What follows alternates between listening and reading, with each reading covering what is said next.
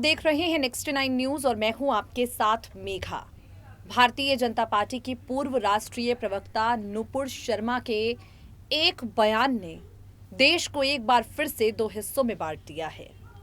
नुपुर शर्मा के एक बयान के बाद तमाम विपक्षी दल भारतीय जनता पार्टी पर हावी हो गए। तमाम विपक्षी दलों ने बीजेपी की नीतियों पर सवाल उठाया।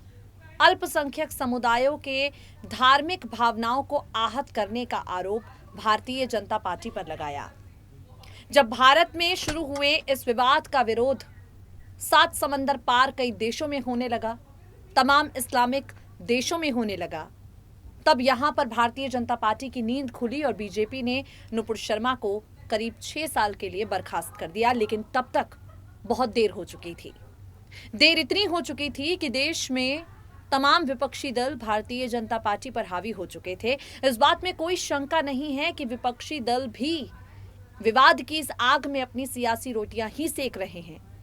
लेकिन इन नेताओं को शायद इस बात का अंदाजा भी नहीं है कि इनकी बयानबाजी देश के माहौल को किस हद तक खराब कर रही है।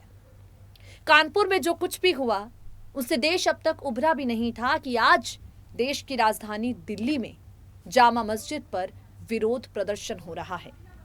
ये विरोध प्रदर्शन असदुद्दीन ओवैसी के खिलाफ दर्ज हुई एफआईआर को लेकर हो रहा है। देखिए, विवाद शुरू हुआ और नेताओं की बयानबाजी, तीखी बयानबाजी जारी है।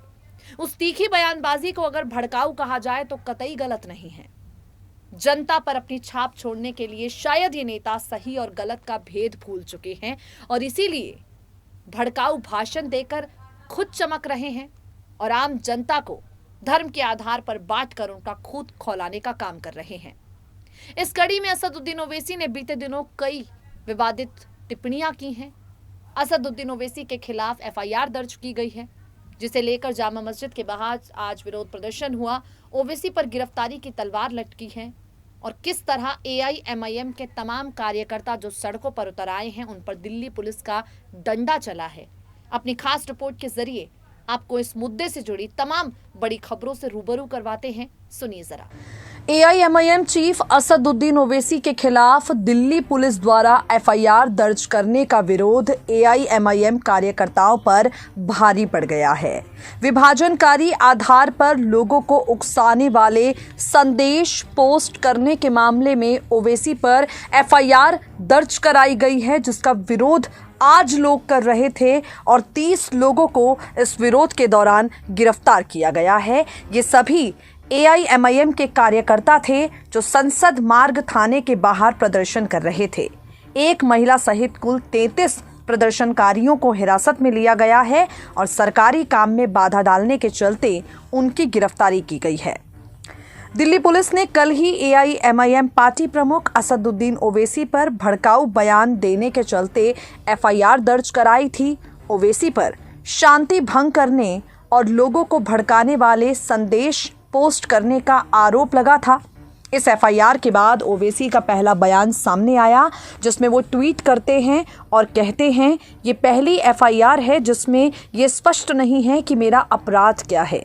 एक हत्या के बारे में ऐसी प्राथमिकी की कल्पना करें जहां पुलिस हथियार का उल्लेख नहीं करती। मुझे नहीं पता कि मेरी किस विशिष्ट टिप्पणी को लेकर ये कार्यवाही की जा रही है।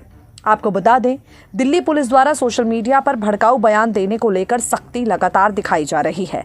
इसी के चलते पुलिस ने कल कई लोगों पर एफआईआर दर्ज की। पैगंबर मोहम्मद पर विवादित टिप्पणी करने के बाद नुपुर शर्मा, नवीन कुमार जिंदल पर भी प्राथमिकी दर्ज है। इसके बाद मौलाना मुफ्ती नदीम, अब्दुल रहमान, शादाब चौहान, अनिल कुमार मीना, सबा नकवी, गुलजार अंसारी और पूजा शकुन पर भी एफआईआर दर्ज की गई है, जिसे लेकर सियासी माहौल देश में वैसे भी गरमाया हुआ है। और इन सबके बीच में, इस पूरे विवाद के बीच में जिस तरीके से एफआईआर की आग बढ़ती जा रही है, नुपुर शर्मा का नाम सबसे ज्यादा सुर्खियां बटोर रहा है। और इस मामले पर नरसिम्हानंद का क्या कुछ कहना है वो हम आपको सुनाएंगे। देखिए, एफआईआर यहां पर हिंदुओं पर भी हो रही है। हेट स्पीच मामले में स्वामी यति नरसिम्हानंद समेत 32 लोगों के नाम शामिल हैं। ओवैसी के साथ जिस तरह से स्वामी यति पर एफआईआर दर्ज की गई है, वो क्या कुछ कहते हैं, सुनिए जरा। देवादिदेव भगवान महादेव शिव और जगत जननी मां जगदम्बा के चरणों में नमन करते हुए शिव शक्ति धाम डासना से मैं श्री पंचदश नाम जूना अखाड़े का महामंडलेश्वर यति नरसिंहानंद गिरी। आज मुझे सोशल मीडिया के माध्यम से और कुछ पत्रकारों के माध्यम से पता चला है कि दिल्ली पुलिस ने मुझ पर कोई एफआईआर दर्ज की है। अभी मैं बहुत दिनों से दिल्ली गया भी नहीं हूं, दिल्ली में मैंने कोई अपराध भी नहीं किया है। मुझे नहीं पता कि मुझ पर क्यों एफआईआर दर्ज की गई है।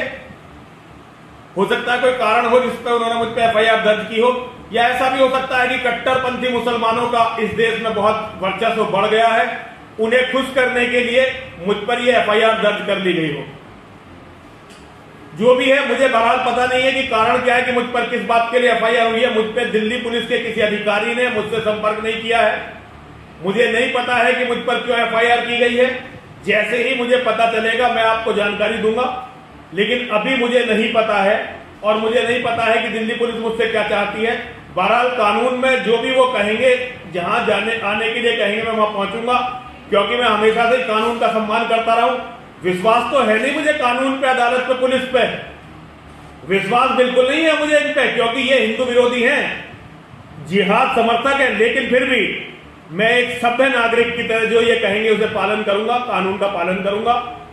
विश्वास ना होते हुए भी अपनी तरफ से ऐसा कोई काम नहीं करूंगा जिससे जनता का भरोसा इस कानून से उठे। अगर वो मुझे समन देंगे तो मैं वहां जाऊंगा, गिरफ्तार करेंगे तो गिरफ्तारी दूंगा, जेल भेजेंगे तो जेल जाऊंगा, कत्ल करेंगे तो कत्ल हो जाऊंगा, जो भी वो चाहेंगे। हर हर महादेव, हर हर महादेव, हर हर